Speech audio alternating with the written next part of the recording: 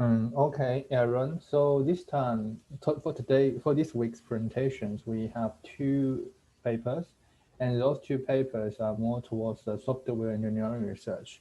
But of course, the software there's always integrations or have the combination between software engineering and the software testing. But anyway, so this kind of research, comparing to the AI research, this works on the more fundamental problem is how do we write the code more efficiently and how to make sure our written code can run well and free of bug. And if there's a bug there, and how could we find them more efficiently? And whether this approach can be automated and so that we can inventing some machine or robot to assist the programmer programming, fixing bugs, etc. But the original version of software engineering research is very ambitious. They're trying to invent a machine to replace the work of the programmers. But now a lot of people find that it's too big an ambitions to realize. So now a lot of work focus on how to assist the programmers to automate some part of the work and how to design tool to interact with the programmers to finish their daily tasks more efficiently. So the first presentation is given by Aaron. He is going to introduce how to generate the test case and how the state of art work. Because this work is not that new, but anyway, this touch a very fundamental problem: how to generate the test case and based on what principles the test case can be generated in a more efficient way, and in what sense the test case can be generated with more potential to find bugs. Okay, Aaron, please go on. Oh, by the way, the third author will be our collaborators. Aaron, we will have a discussions with the third author of this paper. Yep. So this paper is called Search-Based Data Flow Test Generation. The authors, firstly, Matya is a PhD student. Alessandra is an assistant research prof in IMDA.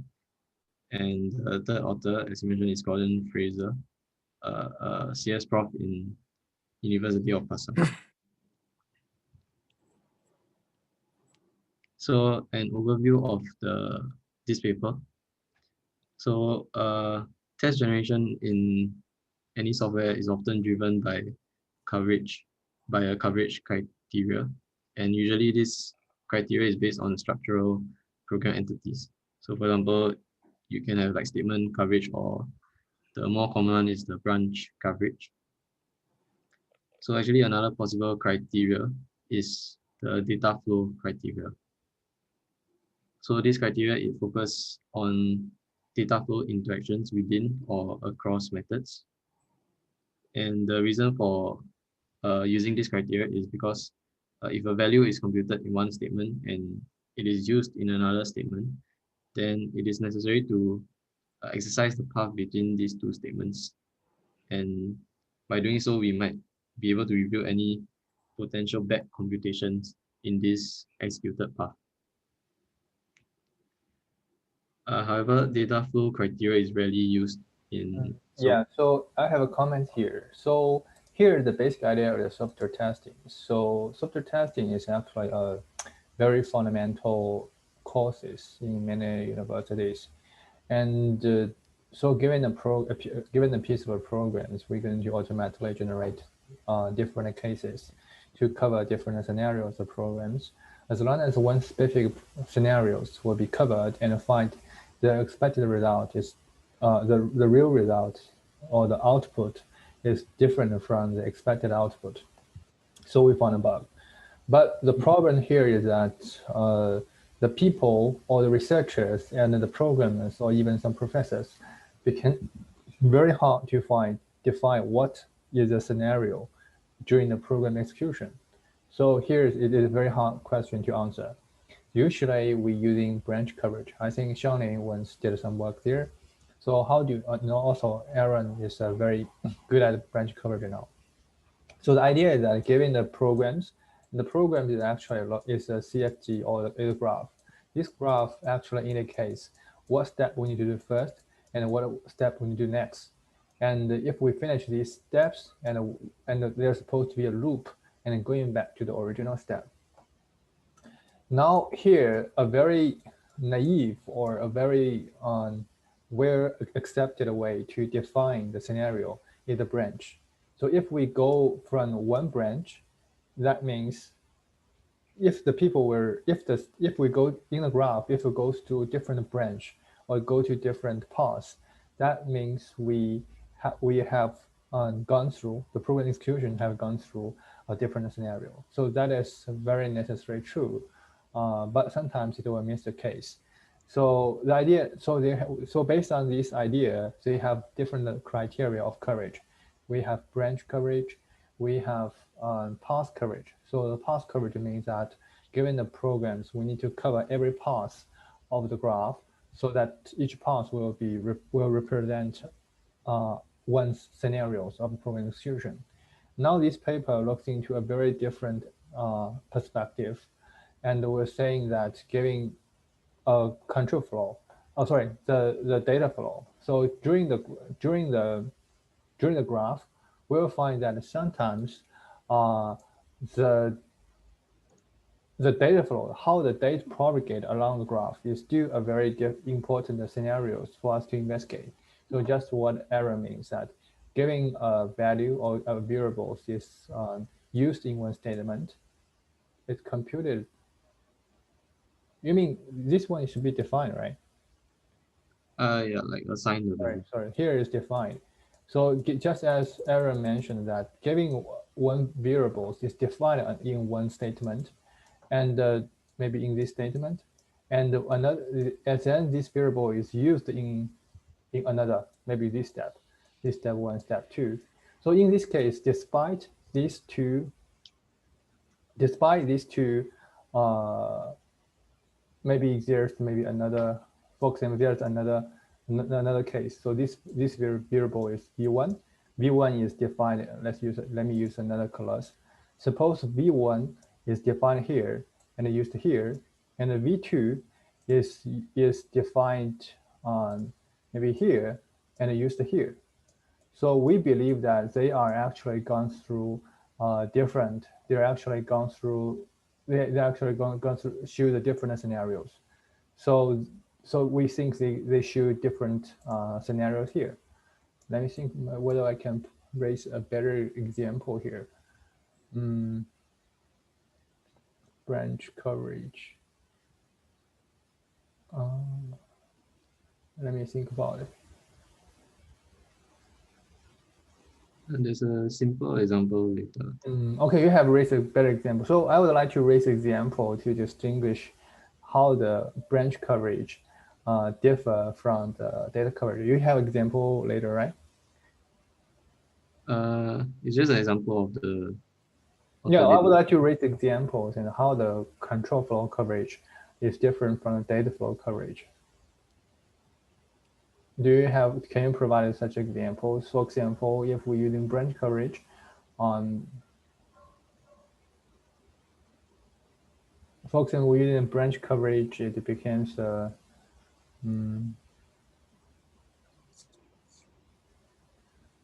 for example here. So that's more like the path coverage. Let me using another color here, sorry.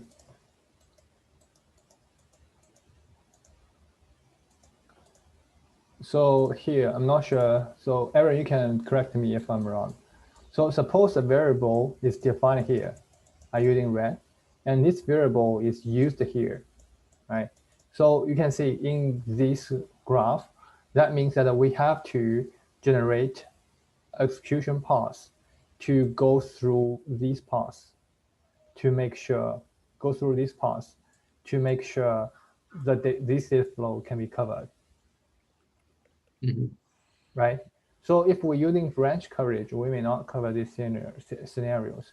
But in this case, if the branch is covered here, and if the variable is defined here but used here, so we have to run the code, generate a piece of code, or prepare a test input so that these paths can be executed. The reason of executing path because it will actually cover data flow, and we're going to show when the data flow happens and whether there's potential bug there. Okay, so I think everyone's supposed to be clear here. If you have any questions, you can just raise your questions. Okay, please go on. So, however, the data flow criteria is rarely used. First reason for that is because there is little support for testers to actually measure data flow coverage. And also, there is more effort required in writing test cases to satisfy the data flow criteria, because unlike branch or statement coverage, which is you can just see it in face value the code, but for data flow you actually have to analyze the different variables inside the method. And thirdly, there's a lack of understanding of how well data flow criteria scale to real world applications.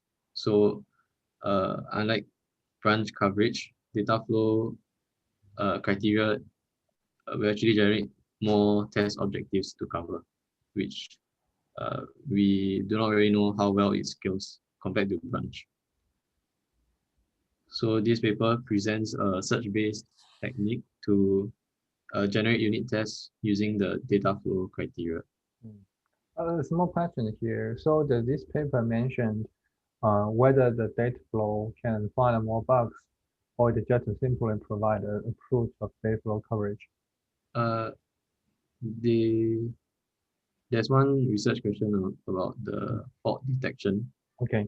Yeah, but yeah, we'll look through that later. Yeah, so for data flow criteria, the intuition is that if at one point of a procedure, a value is computed the wrong way, this will the effects of this can only be visible when the value is actually used. So we define this element, which is called the depth use pair, and these are the elements that a test suite should cover in when you're using data flow criteria. So def stands for definition, and it is a program point when a value is assigned to a variable. And the use is actually the same thing, a program point where the value of the same variable is being read. So for a def use pair, it is important that basically there has to be at least one path in the control flow graph from def to use. And it's important that it does not contain any other definition of the same variable. So basically the definition must directly affect the use statement. Mm.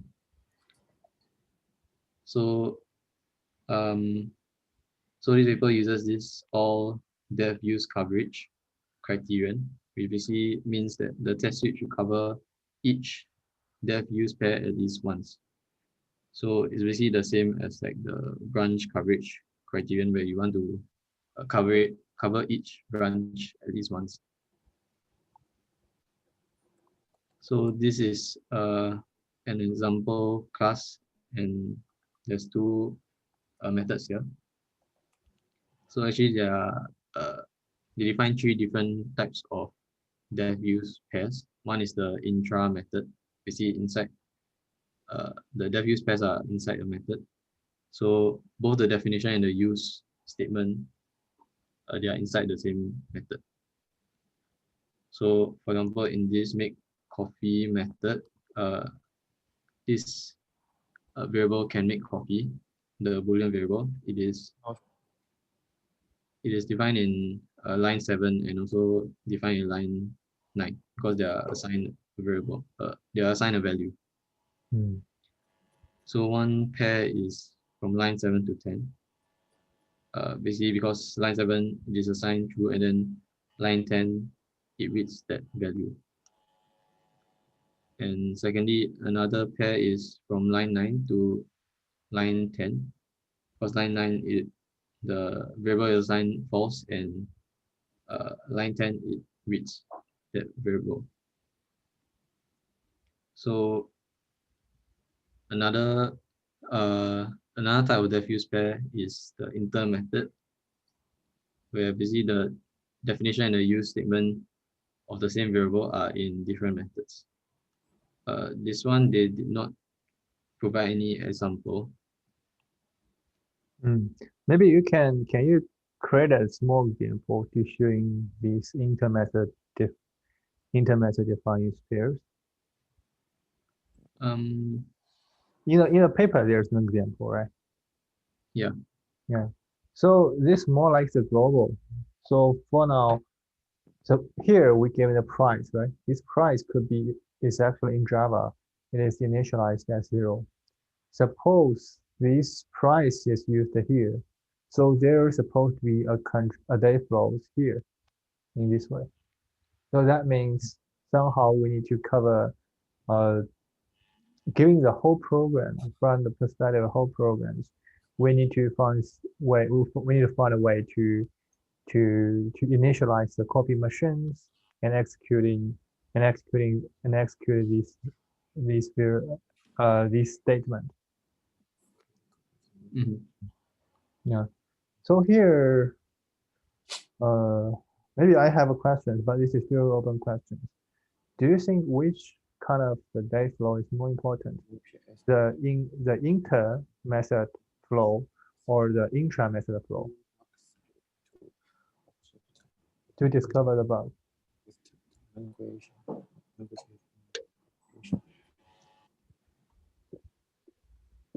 Hello? Yeah. Oriented. Yeah, I think both are important.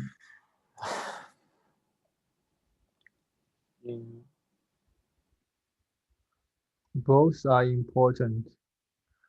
So how about let's look at the problem. Let's look at the angle of feasibility. Do you think from the testing, if we are implementing a testing tool, I think maybe the intra method is easier to implement. But if we would like to cover the day flow across the methods, it becomes a little bit difficult to do the job, right? Yeah. We have to find a time to set the price, or we have to find a way to executing the program point where the variable is assigned. And then we need to find another branch or another path to cover the program point where the variable is used. In this case, uh, it it provides more. I think it may provide a more difficult time for us or for the researchers to implement the tool. Yeah. Okay, but how do the authors in this work to to define the and also in this case, giving the price is defined here. I mean, giving the variable price is defined here, and it's used here. There's supposed to be a day flow here, but another question is that sometimes the definition program point is decided by the user or how we use this program. Am I right? Right. So suppose I'm going to write test case to cover this day flow. And if I would like to using the make coffee, I would like to invoke the make coffee, and I would like to test the day flow. So usually, if I would like to test the day flow, I somehow need to set a price, right? Need to set a price first, then invoke these methods. So in this, if the user is going to set the price or set the value of this price variable, there for now it seems that there does not exist a day flow in the program. It fully depends on whether the user is going to set the price, right? And let's consider maybe let me add examples to further illustrate it. And there's a method called set price. In this method, it will set to the global variable price here equals whatever. So in this case, how do we define the day flow across the to look into the inter-method day flow? There's supposed, from my point of view, there hasn't a day flow between these two methods, right? There hasn't been a day flow between two methods because it fully depends on whether user would like to call the set price method. Yeah, I think it. I think they consider like the different combinations also. Different combinations. Yeah, based on the method, because the method invocation can happen at different orders. So, like you say, it's possible that the user calls set price and then make coffee. So then there will be a flow within the price from the set price to the make coffee. Okay, maybe I will have your let you introduce. Because the inter-method dev use pairs is more for methods that are not within the same class. Yeah, and we can see later that for this inter-method dev use pairs is not a lot. Yeah, so for the third one, the last one is the intra-class dev use pairs. So basically is where the definition and the use statements are for the same instance variable, and they are in different methods. So in this case, one of the examples is the amount paid field, and line 15 it is defined, and line 8 it is used. So it's possible that the add coins method is called is invoked before make coffee. So this is one example of a dev use pair. But why? Oh, this is called intra-class. But isn't this considered as the inter method? Yeah, I'm also not sure why it's not considered as the inter method. I think because for inter method, for intra-class is for the same instance variable. We see like the field. Then for inter method, I think it means more for like if you pass the variable as a parameter. It's called inter method. So yeah, so let's say there's another method X, and then it calls at coins Y. Then there'll be a data flow from this variable Y to this amount here. Okay, I see. But they didn't give an example, so I'm not very sure if this is the correct. Sometimes I just feel that for their definitions, I sense some ambiguous definitions, right?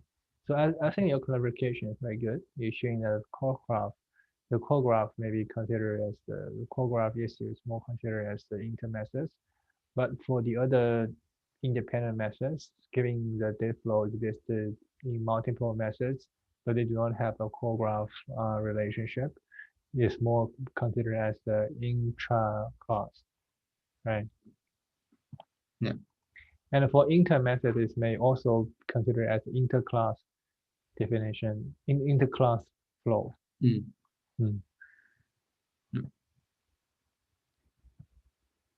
So but it does not have the definition of the inter-class. No. But they're supposed to be, right? So the inter-class will be defined in the inter method. But what if the static field in Java? So some class can set the static method, and some class will use the static method. Sorry, the static field. So there's still supposed to be the potential identity flow across the classes. Another thing is because when they generate the test is for each class only, so they don't. I don't think they analyze like other classes. I see. Yeah.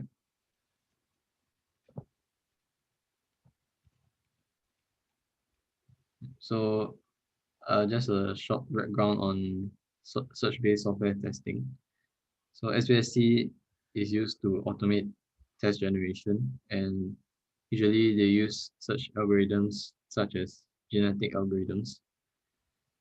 And this is good because it can adapt to other criteria easily by just replacing the heuristic applied during the search. So this heuristic usually is a fitness function that helps to guide the search. So how it works is that fitter individuals will have a higher probability to be selected for mutation for the next generation. So by doing this repeatedly, it will gradually improve the fitness of the best individuals until an optimal solution is found. So one of the common fitness functions that we use is where the distance equals to the approach level plus the branch distance. So approach level basically just measures how far the execution is to the target node in the CFG. And for the branch distance, it measures how close the input was to evaluating the required branch condition. So these two is quite standard, and the branch distance, it is normalized with the function v between a value of 0 and 1, so that the approach level always dominates the branch distance. So this is a minimizing fitness function where the target is covered if the fitness value is 0. So on their approach of data flow testing with EcoSuite, it contains basically two main phases, which is quite straightforward. So the first phase is just data flow analysis, where they have to statically identify the testing objectives. And as mentioned before, the objectives are just the depth use pairs in the class under test.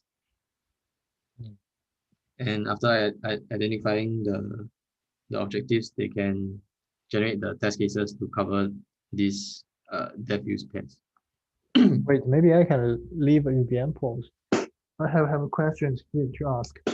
I hope someone can answer the example. Maybe it will be a little bit useful here. So while this is a while loop, you're supposed to be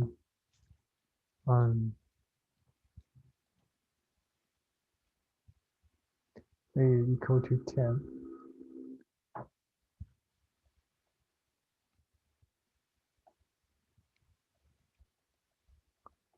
Whatever b is greater than 0, right? Let me think about it.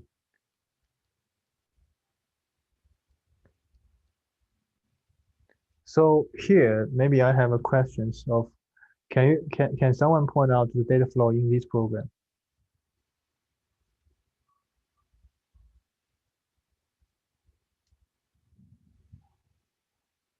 Hello? Maybe I ask questions. Let me see. Anyone here? Anyone here? Maybe. Let me see. Wang Chao, are you still there? Yes, I'm here, but I'm not sure I can do it. Yes, you're not quite sure, right? So yeah, I'm not so sure about the flow actually. So the data flow in the programs. Okay, Sunny, is Sunny here? Yes. Can you point out the data flow in this program? But what's the statement in the while? The While. while is b is greater than 0. But I think it doesn't matter. You can actually just change it into another condition. So if The data flow in this program.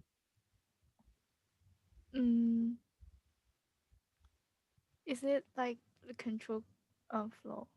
Or? No, the data flow, the definition of data flow is that one program point define a variable, and one program point to use a variable. Then there's a flow between two program points. Yeah. Well, so, giving these definitions, can you pinpoint or identify what is the where is the data flow in this portion of code? Like this, or it depends on the value of a. Maybe the direction is a little bit. I think the flow is there, but the direction is a little bit. So usually the point is that the flow starts from where the variable is defined to where the variable is used. But A is not defined here. A is defined here indeed. There's this one into this one equals A equals A plus 1. Like this one. Right? So do you think where the flow here? So in a loop. In the loop? So I raised this example is because I raised this. So like this one. No. Here, of course, you're right. The A plus plus can be when write these, there's supposed to be in the flow here. But what I will mention here is that there is a flow here. There's flow here. So what I would like to mention is that sometimes the data flow can cross the loop. So you can see, consider. So in the program, in the theory of the program analysis, giving this statement, it actually dominate. It is actually a dominate of this statement, because whether this statement can be executed is partially dependent on the value of A here. So there will be a data flow here. So this is something interesting happens here. So I just raised an example to make sure. Of course, I find that a lot of you are lost. So maybe this question can help you to understand a bit about this question. Okay. Okay, I just leave it here. Please move on, Aaron. Okay, so for the first phase, which is the data flow analysis, basically they statically identify the 3 different depth use pairs in each class under test. And actually over here they define another depth use pair, which is the parameter depth use pair. And this is basically the intra method pairs that involve parameters. So how they do it is they generate one CFG per method, and then they also combine or connect all the CFGs and create one overall class control flow graph. And then from then on, identifying the depth use pairs is quite straightforward. So basically for each node, they just compute which definitions may reach it, starting from the entry node in the CCFG. But sometimes the methods defined inside the class is parallel, right? So there's no execution flow, or there's no explicit execution flow between between two methods. So in this case, how can these two methods can be connected? So here is the definition in classical flow analysis. If we would like to analyzing the day flow, we have to first analyze the control flow, right? So the day flow can happen only if there's control flow there. So let me raise an example. Suppose here we define a variable a equals to 0, and giving this a equals 0 and whatever there's method here, if I will write some statement using a. So there's supposed to be a day flow just because the necessary condition is that there is a control flow. But for the methods here, sometimes the methods in this other class, this is method 1, and this is method 2. Giving these two methods, it fully depends on how the user or how the programmers call M1 first or call M2 first. In this case, the control flow inside the class, or the control flow to call those methods is undecided. Or haven't been decided. In this case, how could they build the day flow across the class? So it's quite straightforward for construct the day flow for inside the methods or the intra method.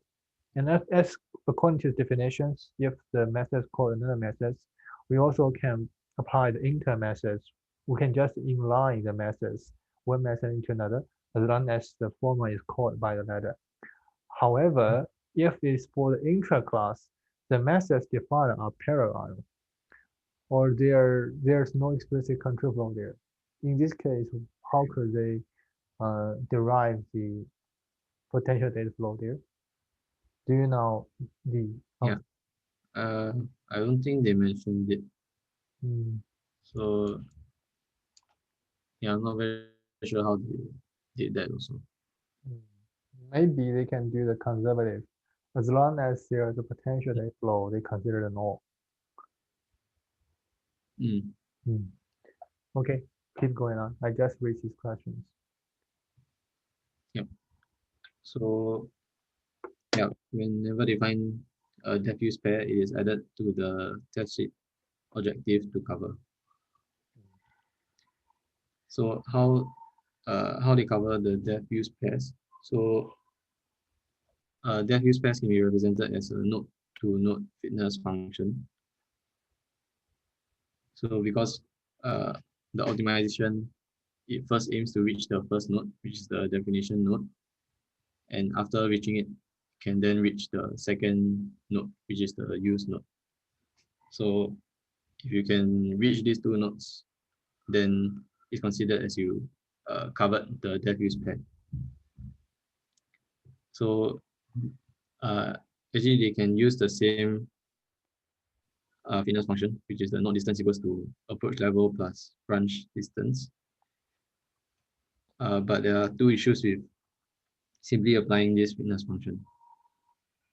So firstly, they have to ensure that there is no killing definition during the execution. So basically, there has to be no node that defines the same variable in the executed path.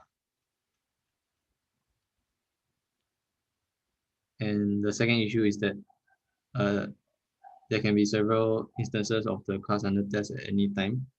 So you have to ensure that the def and use that is covered is on the same instance. Wait, so can you raise an example on the second point? The second point? Several instances need to ensure the defined use are covered on the same instance. So for the second point, it's very straightforward. So as long as we can make sure they're defined used under the same instance. So the second point seems trivial, or is there a very complicated approach to address it forward? In the approach is they just keep track of the trace of the execution, which I'll show later. Okay. But yeah, because as in the second point is because in a test case, you can, in a test case, there are just a number of statements. So it's possible that you create several instances of the same class in that test case. Again, you're going to create several instances. So for example, yeah, you can, for example, if the class under test is like a student object, then in your test case, it is possible that you created multiple student objects. Mhm. So there's a point where you have to ensure that the def and use are covered on the same student object. Okay. So the way they solve this is they instrument the target class, and when they execute the test case, they collect an execution trace. So each of the brackets is just considered as one block. So in each block, there is an ID, which is basically just a basic node in the CFG of the class under test. O is a unique ID that identifies the instance which the node was executed on. And BD is the branch distance to executing the alternative branch. So we see each definition and each use, it corresponds to a unique basic node ID. So we see the ID is just the ID refers to a node in the CFG.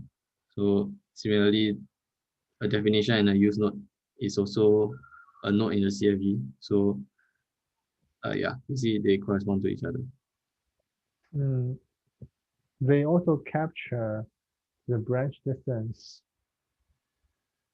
or the alternative, the branch distance to execute another branch, right? So what's the point they keep the branch distance here?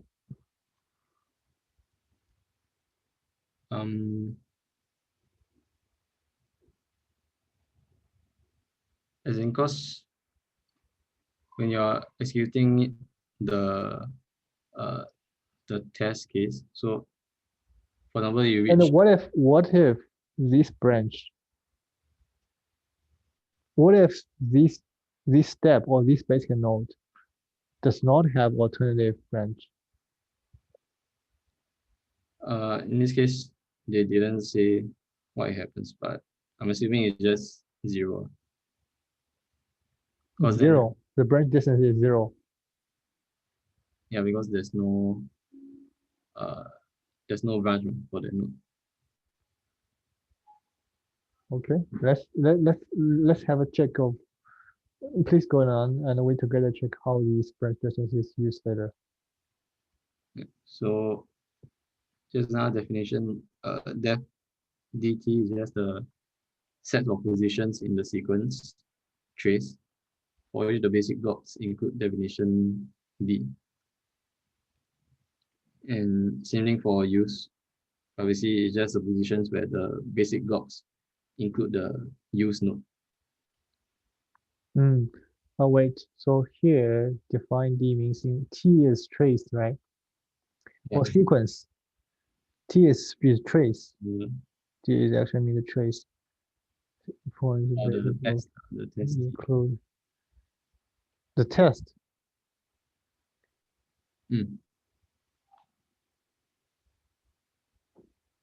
What do you mean the basic block? D is yeah, so definition. For example, if the first block is the definition, then def dt will return 1 because the first block is 1.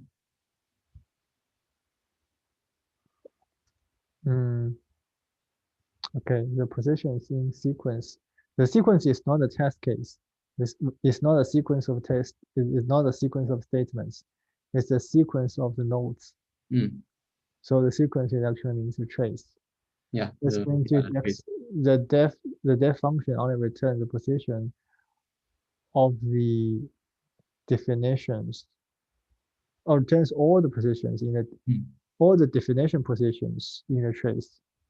Yeah, because in a test case, it's possible that you execute the same node like multiple times. Yeah, so it just includes all the positions.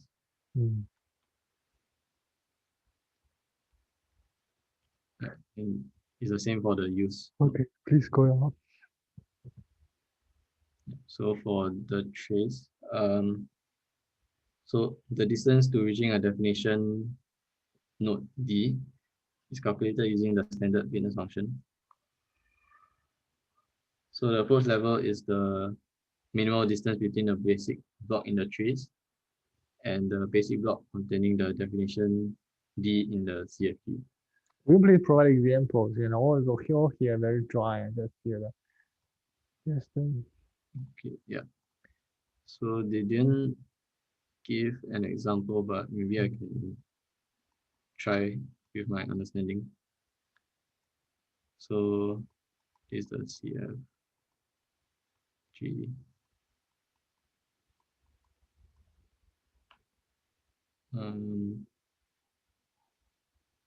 So let's say this is the trace that we got, and then we just look into each of the block in this trace. So let's say you're looking at the first block now, and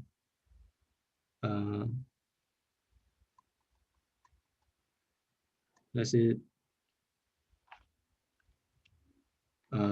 the definition is at this block over here in the CFG. And then for the first block in the trace is ID1, and let's say ID1 is over here. So the distance between this ID1 to the definition D is 2, because it's 2 nodes away. And then let's say the next block that was executed, it is ID2, and let's say ID2 is this block, then it is not very sure how you calculate it, but maybe it's like 3, the distance is like 3 blocks away from D. So if eventually, so let's say this is ID5, then ID5 the distance will be 0 because ID5 is the definition block. So in this case, if your trace contains ID5, then it means that your trace actually reached the definition block D. So the approach level will be 0.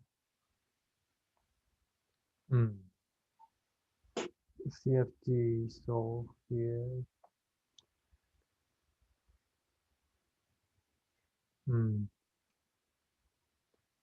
So so here is branch distance, node distance. So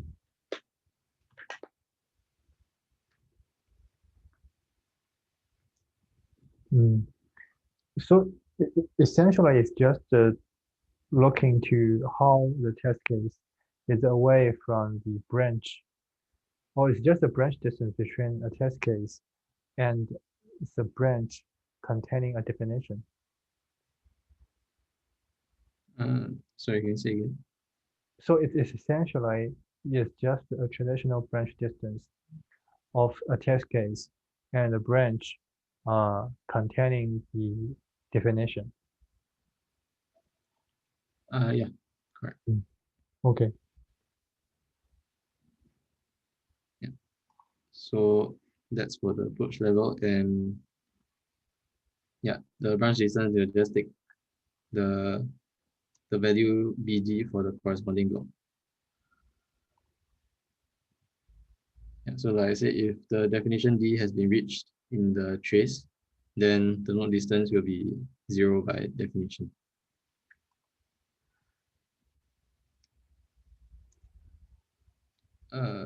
Yeah, and so let's say if you reached the definition node D, then your next objective now is to reach the use node U, so that you can cover the diffuse pair.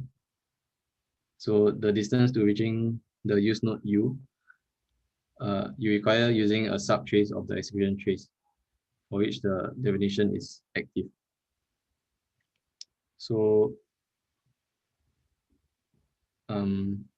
so for each occurrence of the definition node, because the definition block, it's possible that there are multiple definition blocks in the execution trace. So you'll calculate the subtrace Tij, where j is the position of the next occurrence of a definition def prime of the same variable. So the reason we do this is to ensure that there are no killer definition in the execution path. So let's say this is the trace.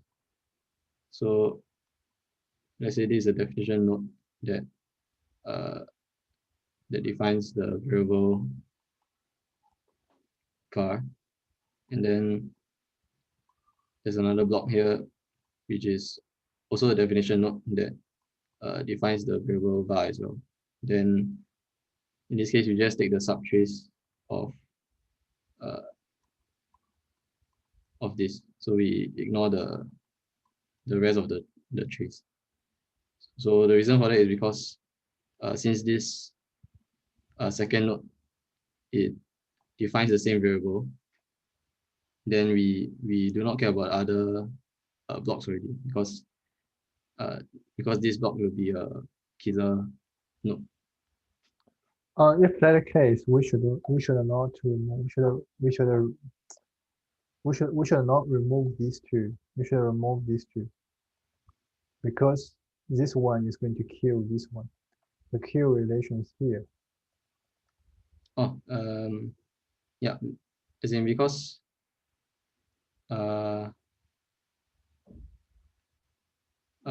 now we want to use this definition node. This one is the prime. Oh, yeah, I see. Yeah, so you want to find the use node that pairs with this B node. So the use node can only be present in these two. Yeah. But if the use node is not there, how do we select the definition to calculate the distance? So if the use node is not there, it means that this test case cannot. Yeah. So this test case cannot cover a specific the defined use, the def use pair, right? So in this case, we're actually talking about how to calculate the distance between a test case and covering, or its covering of a specific data flow. So in this case, suppose the use is not there, it means that defined use. It means that the definition has been covered, but the use hasn't. But in this case, how do we calculate the loss function or the branch or the distance? Yeah, so it uses the same function, which is the approach level plus branch distance. So the approach level, same thing as before, it just matches the like these two nodes with the CFG node and calculate the approach level. Yeah, so if it doesn't reach, then of course the node distance will be more than 0.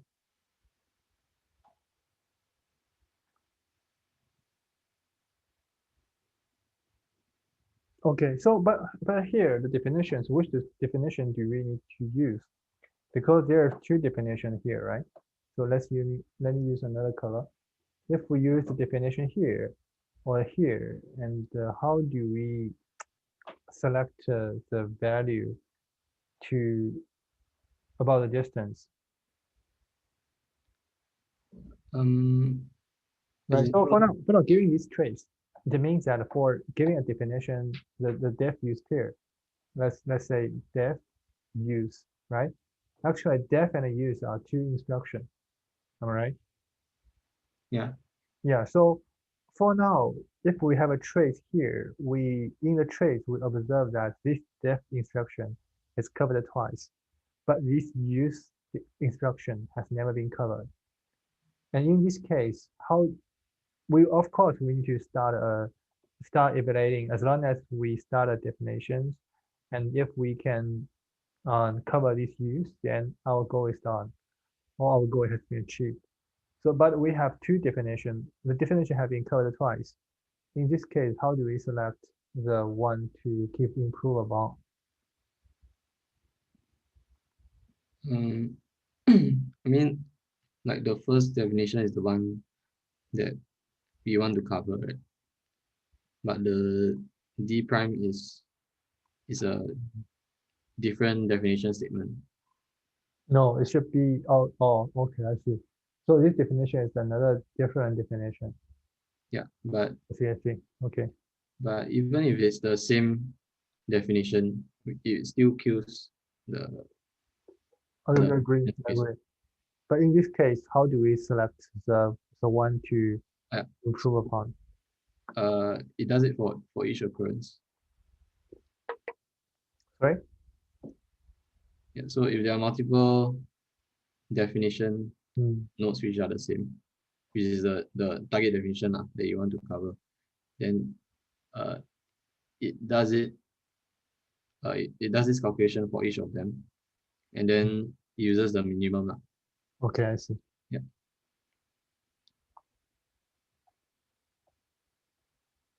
Yeah. So so if there is no such definition that kills the trace, then J will just be the last position of the trace. And yeah, the use distance calculated the same way as the definition distance. And then we use the minimum use distance. So this is just a summary of the fitness value for a given test case. So firstly, if D is not covered by T, then you're just using the node distance of the definition node because the definition node was not covered yet. Then if D is covered by T, then we use the node distance of the use node. Yeah. And in this case, you also need to make sure there's no killing. There's no killing definitions happened in between the use and the use and define. And then that one is already covered here, right? So that one, but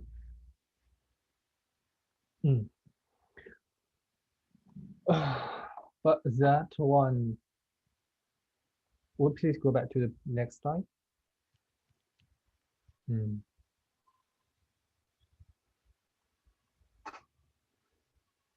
Here I, here J belong to the definition DT.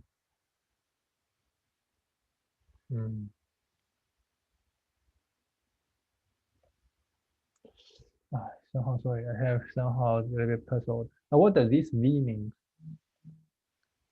It's a normalization function. It's a normalization. Minimum node distance. The node distance U. And the node distance. The U must be follow the full definitions and. So the previous slides means that this U must not follow a killing definition.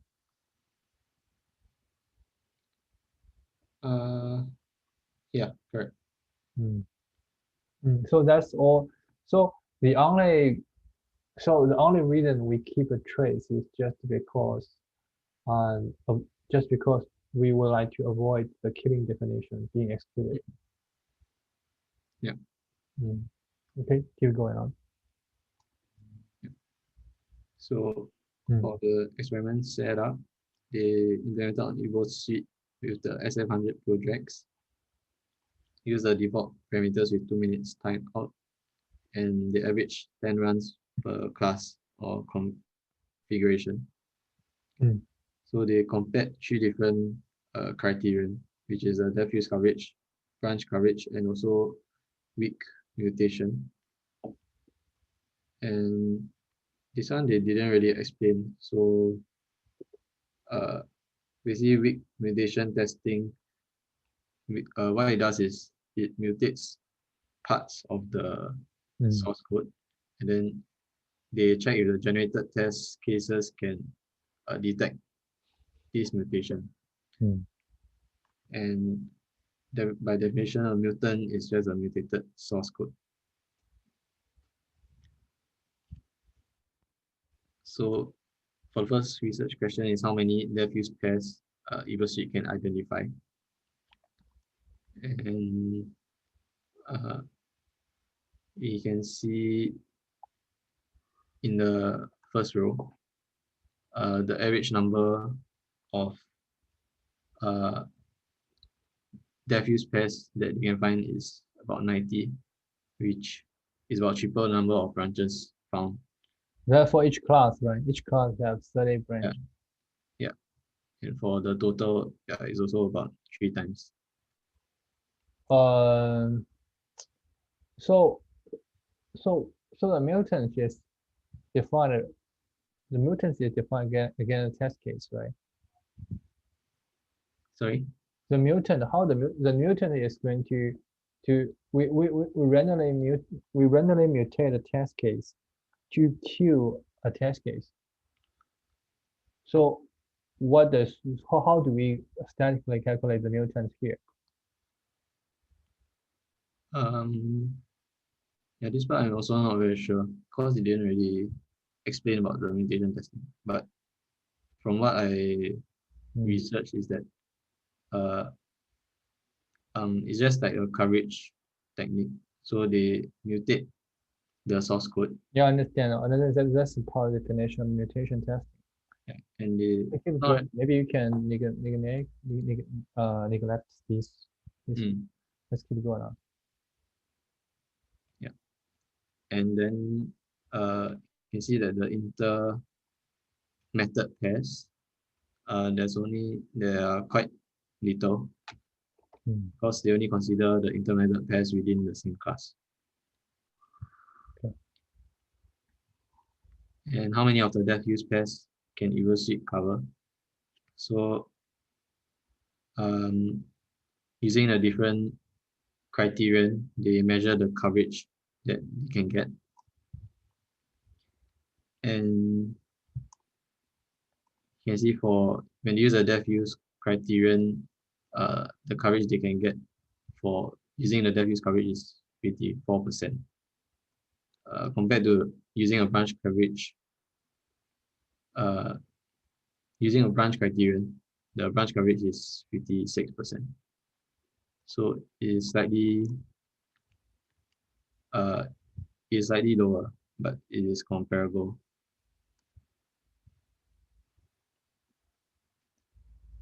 And just to show the distribution of the 4 different types of diffuse pairs, low coverage for inter-method, which they say they did not really analyze and will be for future work.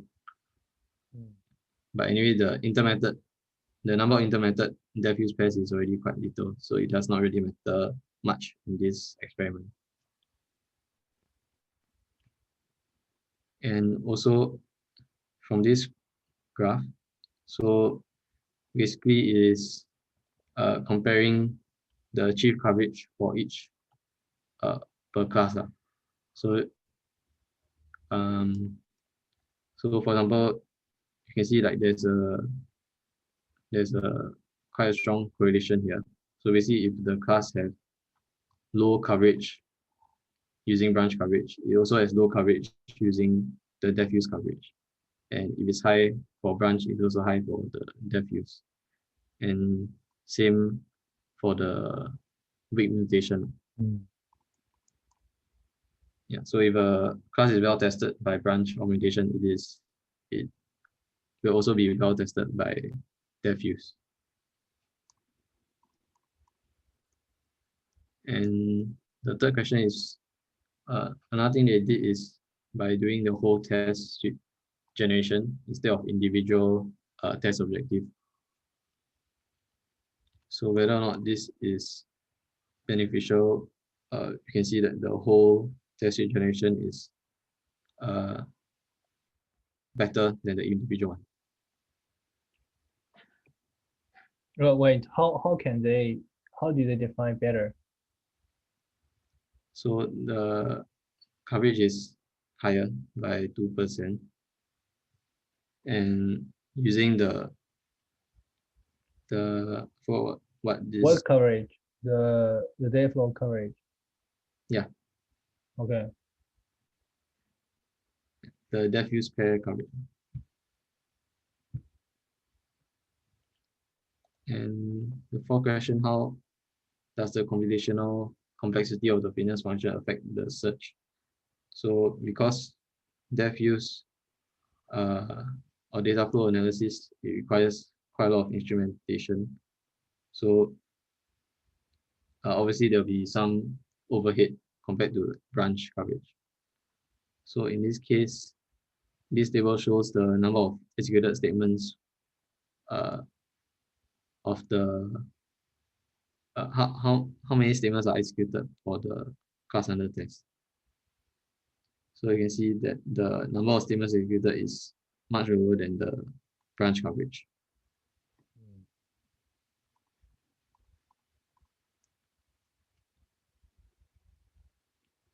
And the fifth question is, how do the diffuse test suites compare to other criteria in terms of the test case size?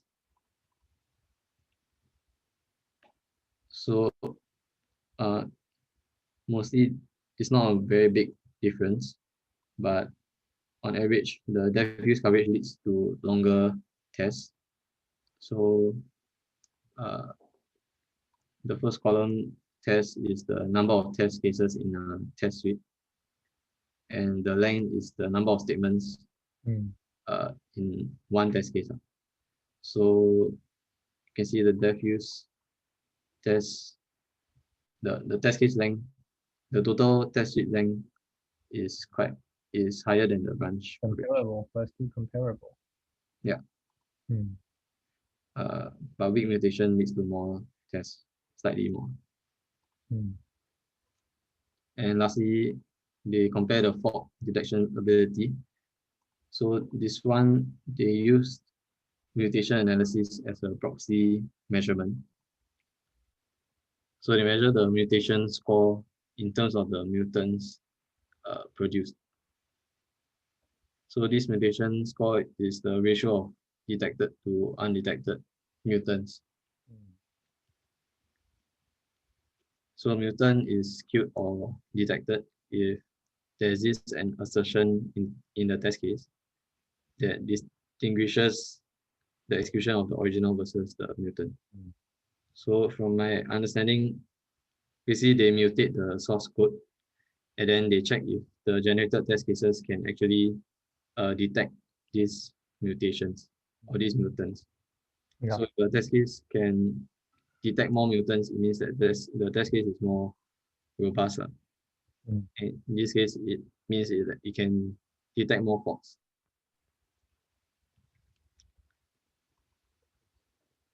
Yeah, so this MS is the mutation score.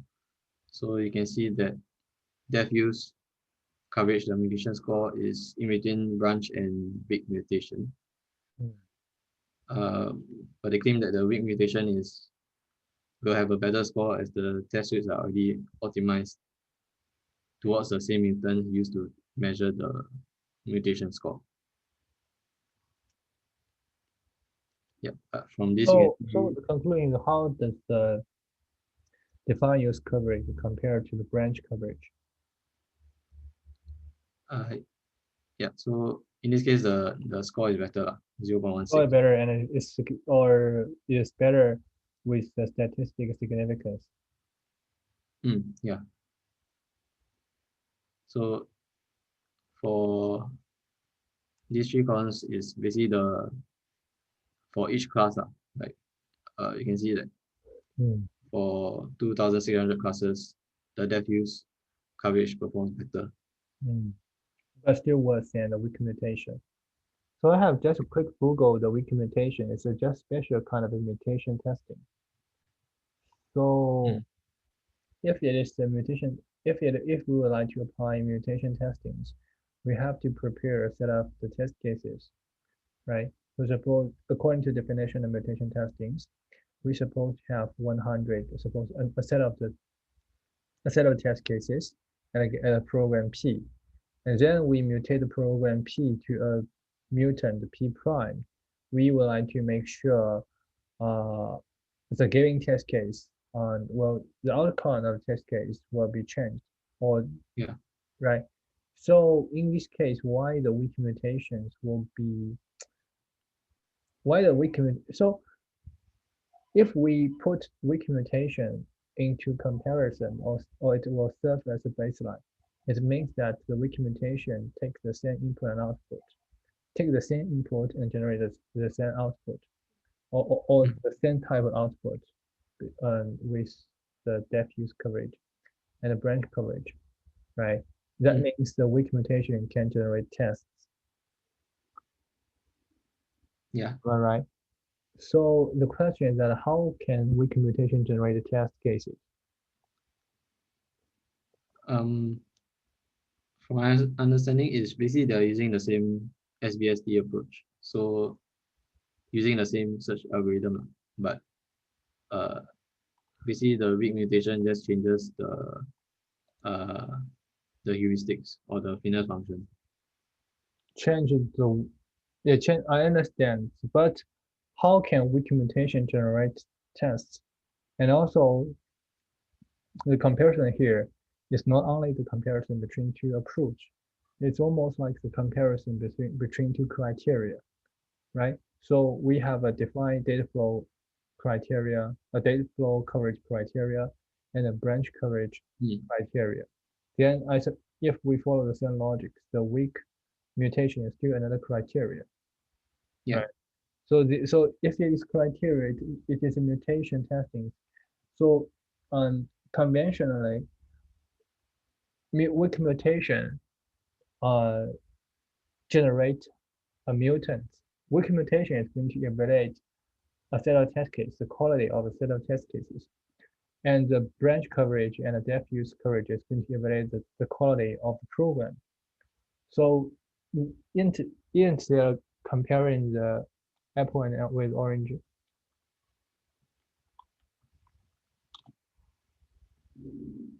Sorry. I'm saying that they're comparing apple with orange. So the software testing tool is going to generate the tests to ensure the quality of the program. And the mutation testing is going to generate the program mutants to evaluate or to observe the quality of the test cases.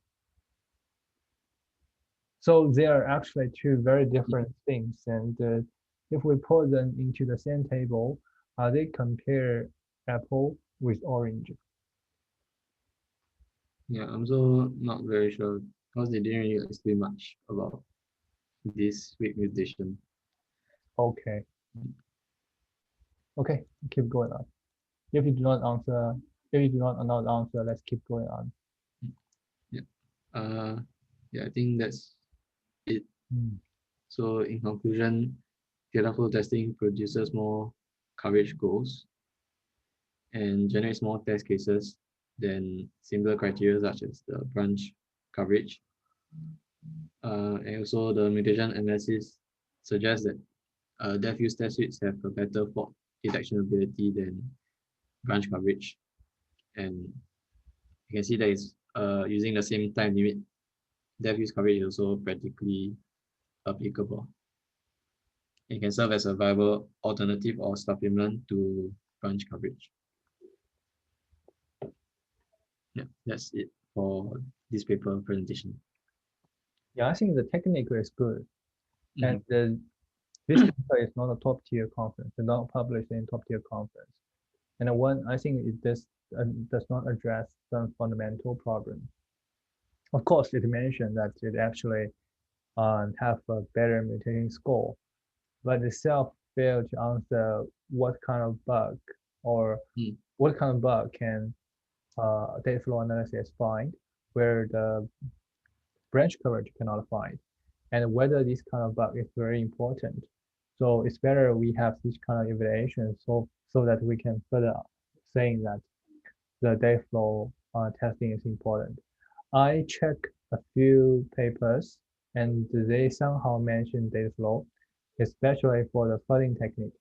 For flooding techniques, their goal, of course, they will actually cover some branch. Branch is important indeed. But for us, for now we are working on the test framework EVA suite. We are developing new technique to cover the branch as much as possible. So that's all the first step. The final goal is to find a bug, to find a vulnerability.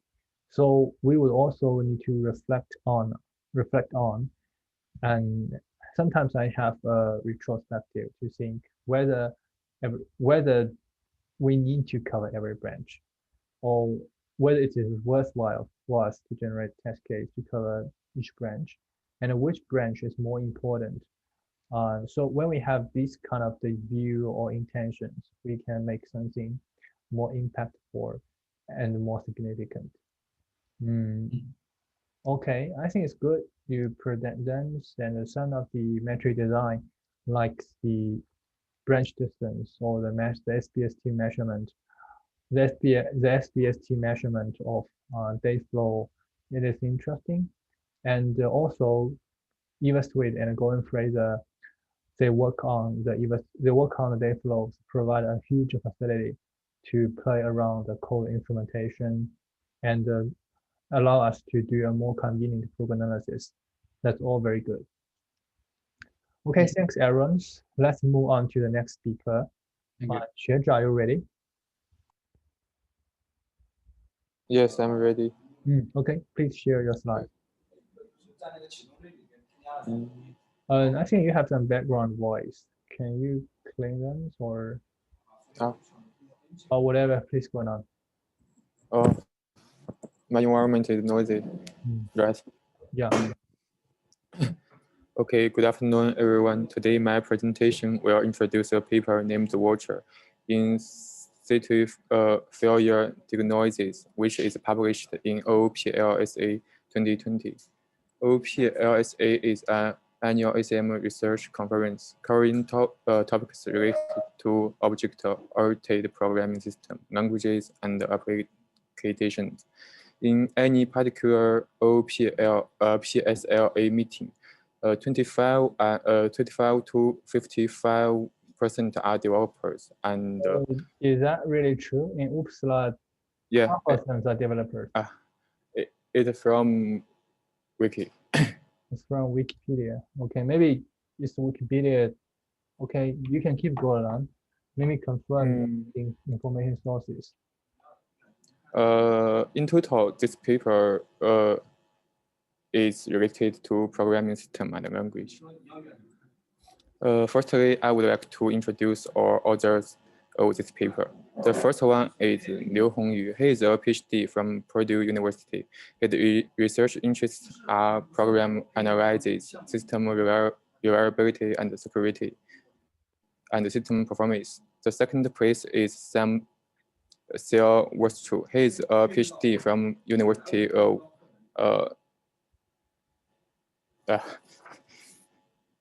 Texas and San Antonio. His interest is systems programming, securing memory allocation, and parallel system. The third one is Zhang Xiangyu. He is a professor from Purdue University. He is interested in area of program analysis and software engineering.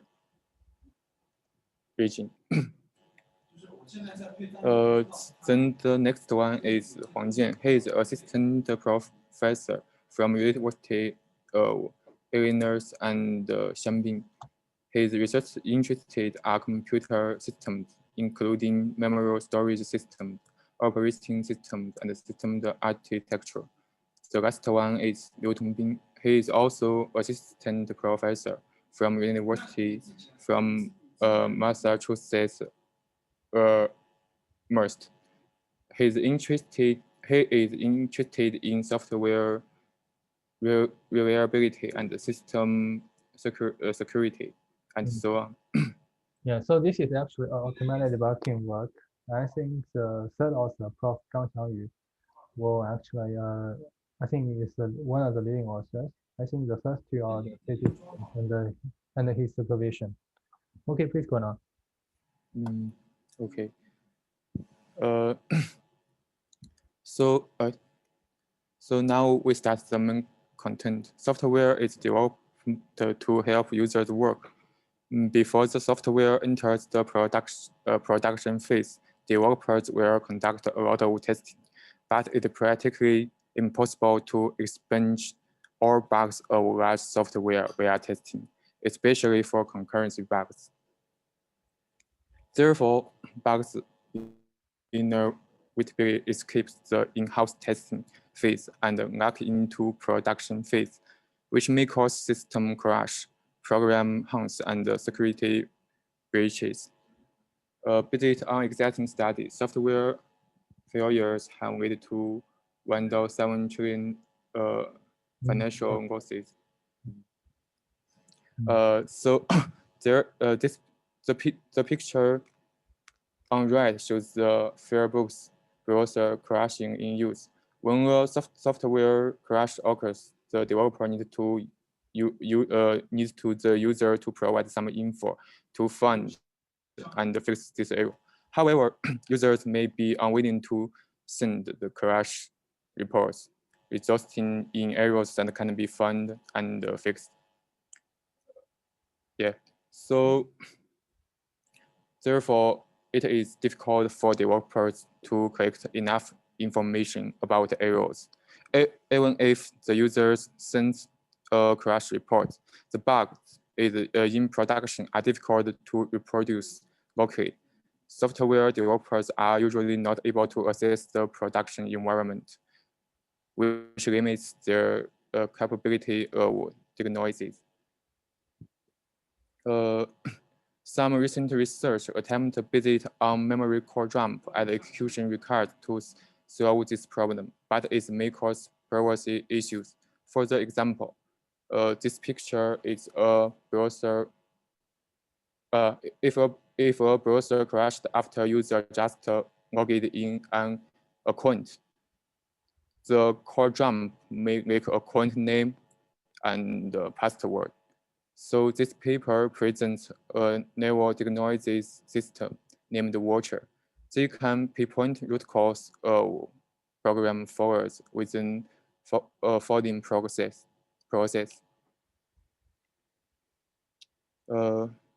Basically, Watcher aims to identify root cause of program failures, then that will generate explicit failure signals such as SIG FPE, SIG SEGV, SIG ABRT.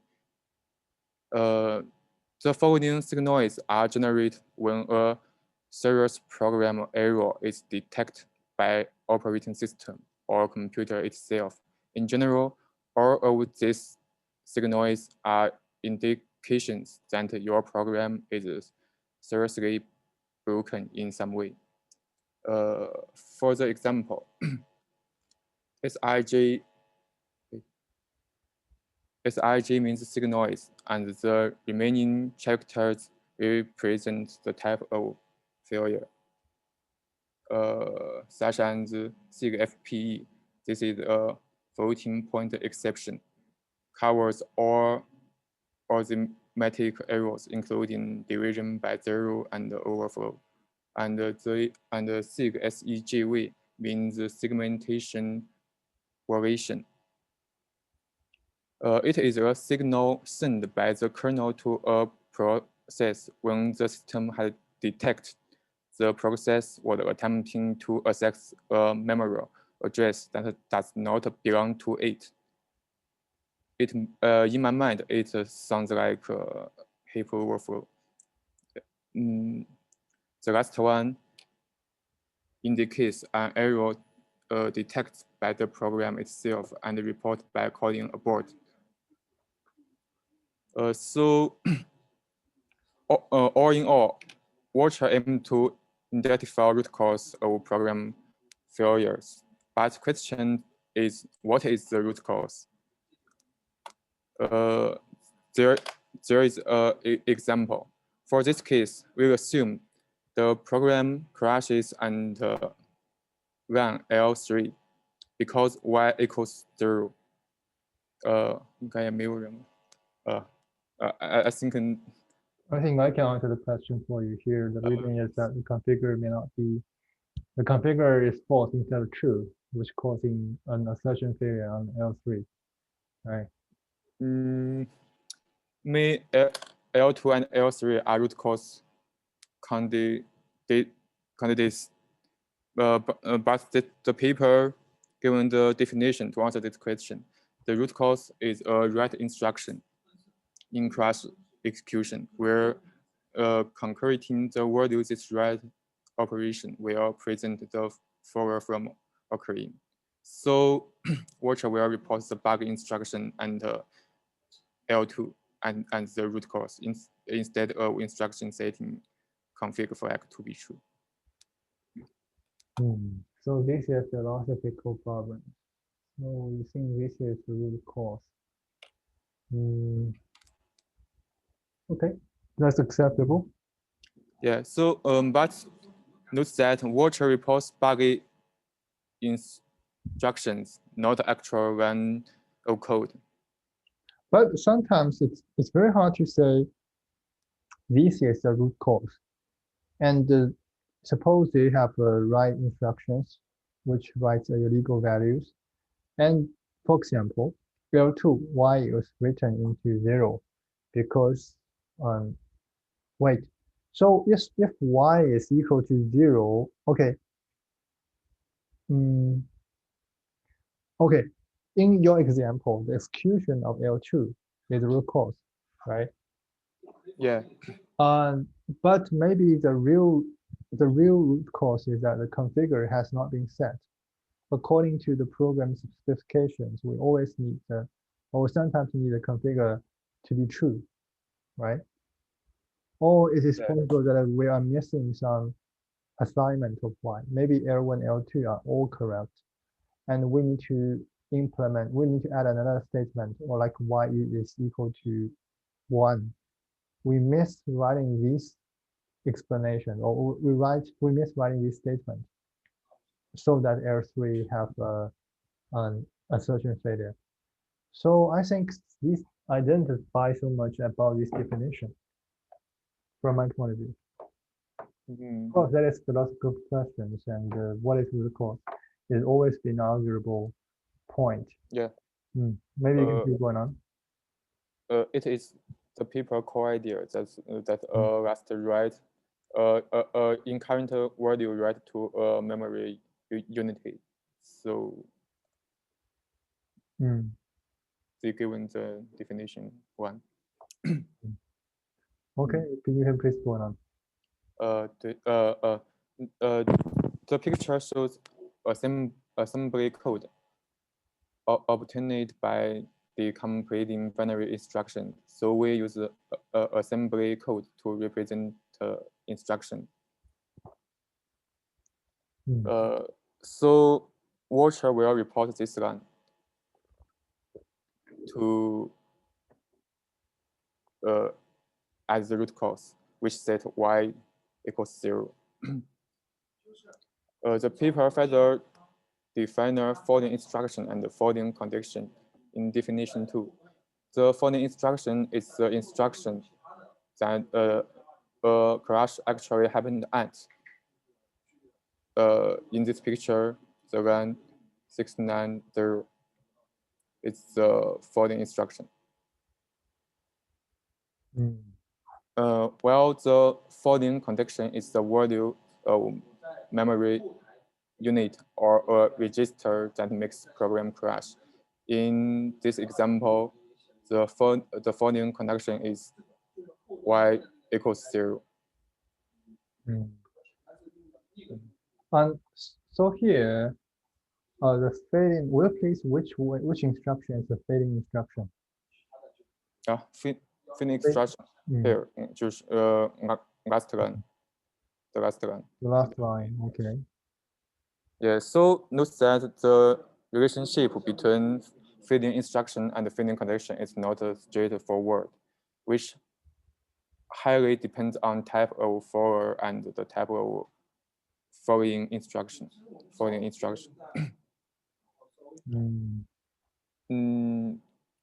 The paper according to its definition, the fading condition is kind of root cause.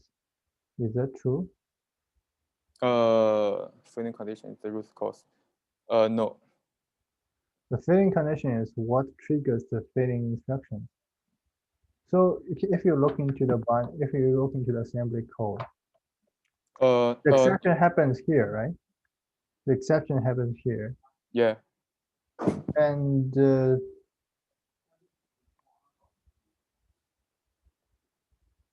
the here is move something. So this instruction is more like the exception is like the detailed code for how to implement the assertion, right? Yeah. It's more like prepared assertions, but so for the fitting conditions, it's more like but sometimes it is not necessary to have such a fitting conditions.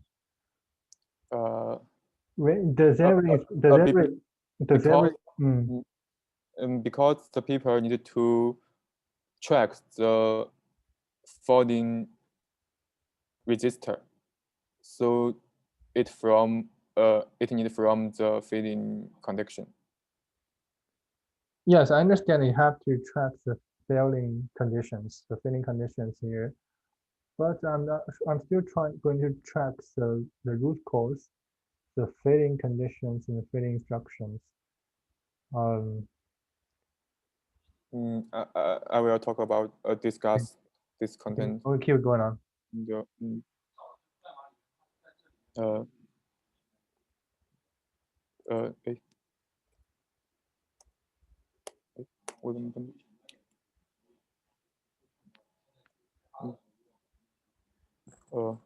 Okay, the previous example is very simple. Many times we need to define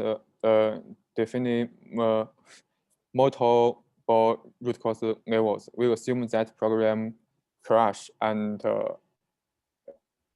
L4. And the following condition is the LEN. From the definition 1, the level 1 root cause is L3 because the L3 is last read to the LEN, right? However, it can't help the fix by knowing the first level of root cause. For this failure, the final root cause is located in L2, where the incurrent value is read from socket. Watcher keeps track of origins root cause since the value may be transferred from another source. In the end, Watcher reports all instructions that the following instruction is transitively data dependent, i.e. the backward dynamic data dependency threads. Watcher is so it's report. What is there support? If that is the case, the watcher is supposed to report a larger number of instructions. And also, it only is because it is going to transitively it's looking to the transitively data dependent instructions, and also it might be looking to the data control flow, right? So control flow is data flow. They only consider data flow, but what if the control flow reason? So if it's the control flow, why not is further transfer control flow? Control flow is used to identify forwarding address. Give an example. So here, sometimes I understand. You using the here we don't know is x equals 0 or y equals 0 is the fitting condition in practice, right? Mhm. And so we the people need control flow to determine why whether the x is the folding conduction or y is the conic conduction. Yeah. They also But if you track, so here you think y is not equal to 0, but actually during execution y is 0. So you have to, when you track the date dependency, to know when and where y is assigned to 0. But for here, you can see the L2 is considered as the root cause. But given the definitions, the root cause has been divided by multiple levels. And the reason for y is not equal to 0, because the reason why the assertion fail is that L2 lets y is assigned to 0. And the reason y is 0 is assigned to 0 because the condition, if condition or if configure condition is true, right? So the next thing is that we'll have to ask a lot of questions like why the L1 is executed, can be executed, or why the value configure is supposed to be true. And by this means, we supposed to have a lot of the causality and a lot of dependencies during the program execution. And you mentioned that you only track the data flow instead of control flow. So here's the reason is that why the control flow is not considered. But right, the control flow is a very necessary condition or very important condition for us to investigate if there's a bug in the program. So when we know that we can stop our check. No, we don't know. The process is going to influence where it's. Maybe we can put aside the questions. We keep going on. And may I ask how many slides have you prepared? 24. 24. Okay, keep going on. We're half in a way. Okay, so there is a question here. What shall the watcher to do when assertion failure like assert x is y? This is a question prepared for myself. Mm. You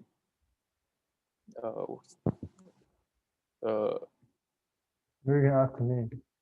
You can ask me there. You mean the no so what you want to point someone, right? Yeah. For such failures, watcher reports the value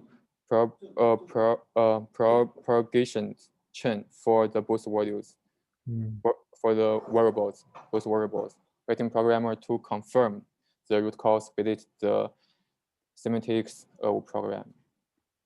So the watcher didn't know the semantics of program. Okay, please go on.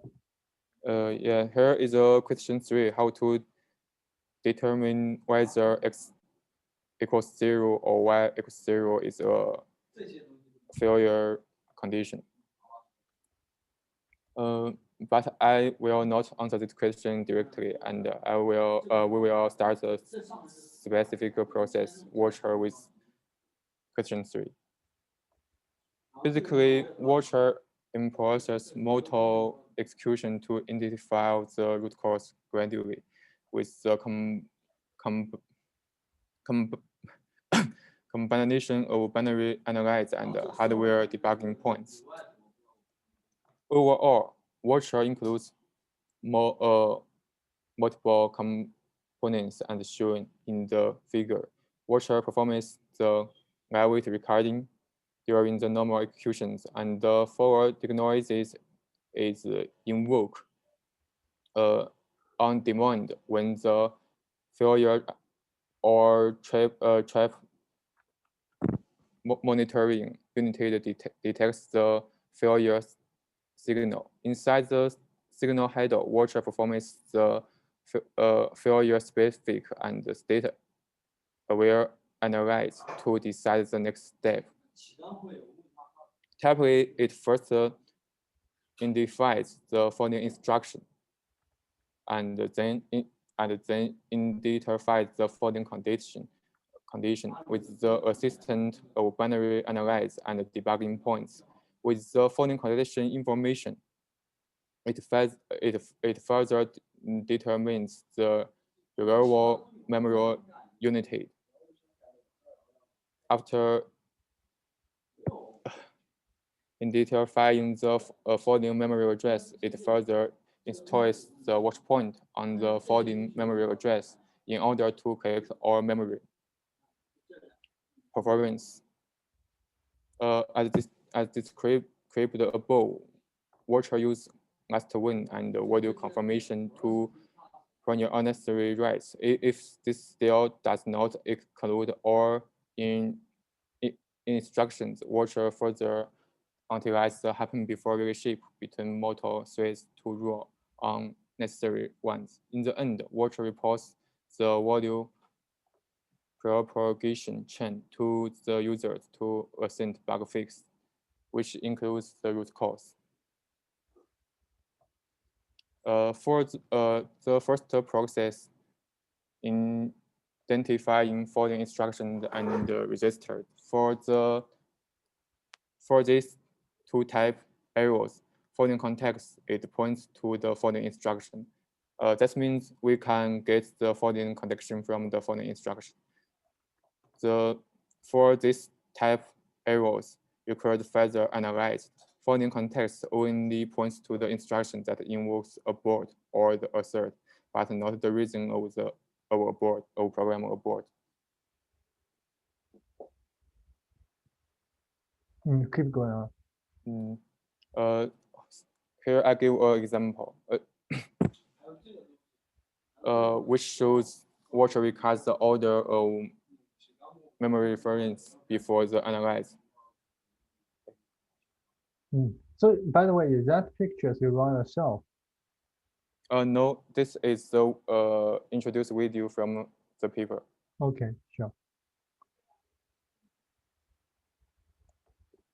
This fitting, so XY close assertions. Keep going on. So we can see this is the following side. It's also the following instruction. So we need to answer the question, X or Y is the following condition. The steps and follow. Use binary analyze to identify or bridge instructions. Here is the code text whether the X equals 0. This is the control bridge. This is an introduction to judge whether the Y equals to 0, and this is also the control brush. So next step is install breakpoints on them. Then identify the following brush with the identifier replace. So we can determine following instruction registered with binary analyze.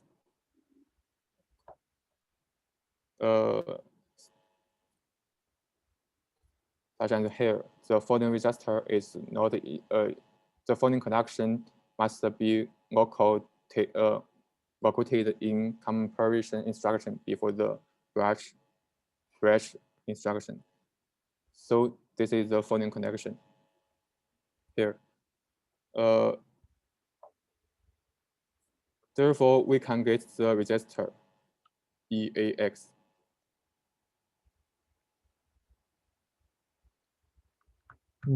Keep going on. The second process is identifying the following address.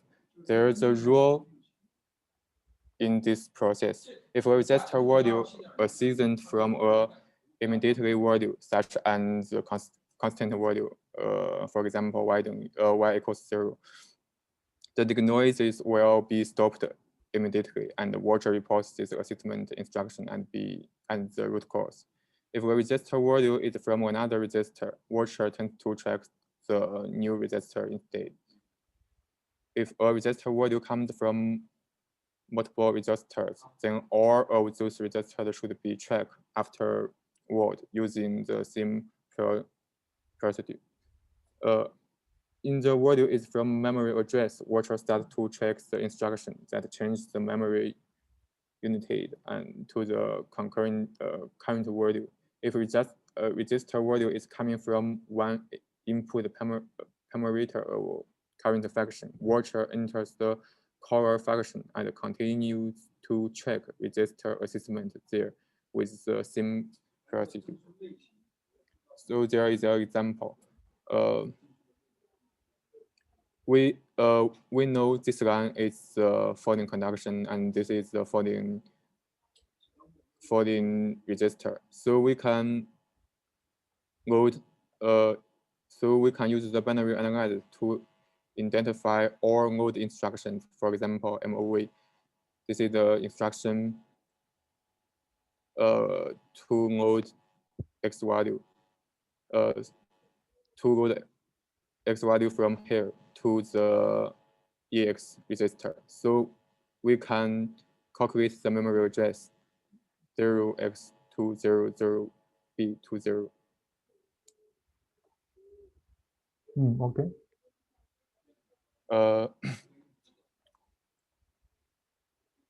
Then we can connecting memory access. Watcher imports hardware watch points to check the data flow.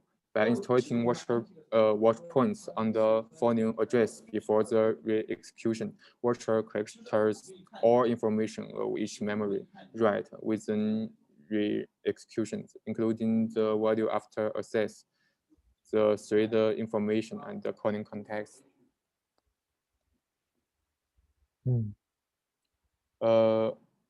In above progress, I mentioned the breakpoint and watch point.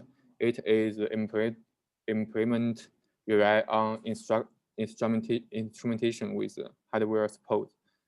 Breakpoint is an intentional stop placed in program to trace the execution of program's control flow, and the watch point is placed on an address to find write or read instructions and to trace access on memory address data flow. Those binary analyze and breakpoint watch point in intentional re-executions is automatic analyze. For the concurrency bugs, watcher checks the last write access of each thread, and performance happen before analyze to enter the order of memory access. For example, watcher checks whether the corresponding threads are synchronized with the same lock. If yes, then it could be draw happened before relationship via the order of lock events. For instance, the figure show that this event is happened before this event. Based on the happened before relationship, watchers produce all unnecessary memory reference in order to simply report analyze. If there is no happened before relationship between two access on the same memory address, then it can be caused by risk condition. Above those process, watcher will report the for propagation chain. There is an example. The last line is the folding instruction, and the two copy is the folding condition. So the first level root cause is this line, right? Okay, it's this line. Yeah, it's this line because to copy is right by the C bytes. So the first level is this line. The C bytes is right by VLEN. So the second one is here. Is here. the VLN is read by the binary header request. So the next level is here. And then the last level is here, because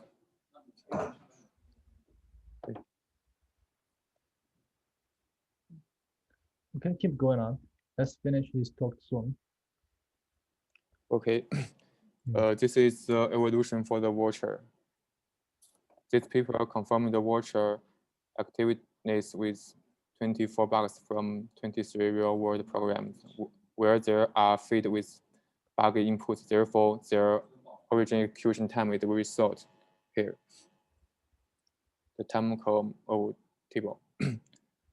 This bug includes range of program crashes and dig overflow and heap overflow and non-point and divide by zeros, additions, and abort failures.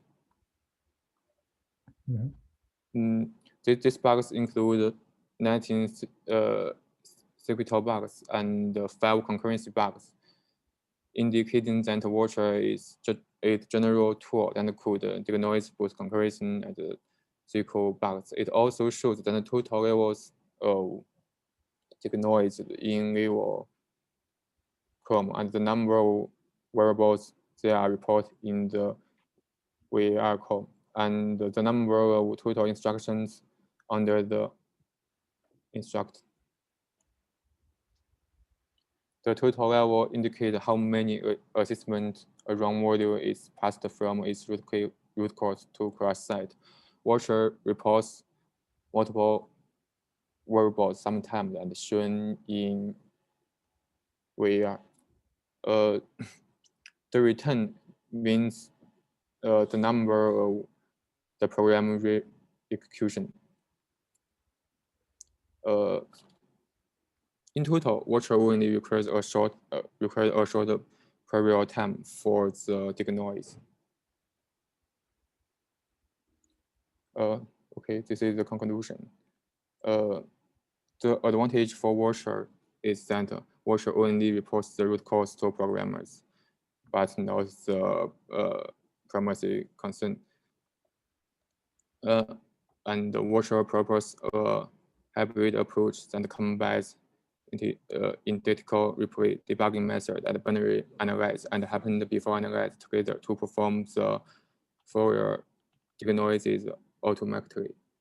But his limitation is watcher may report unnecessary variables.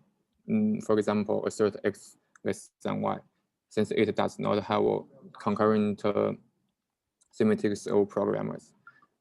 And the watcher will not working when Fourier is not reproducible and is not caused by invoid memory write, because his definition is the root cause is last write for the memory unity, and he relied on the record and replay tool.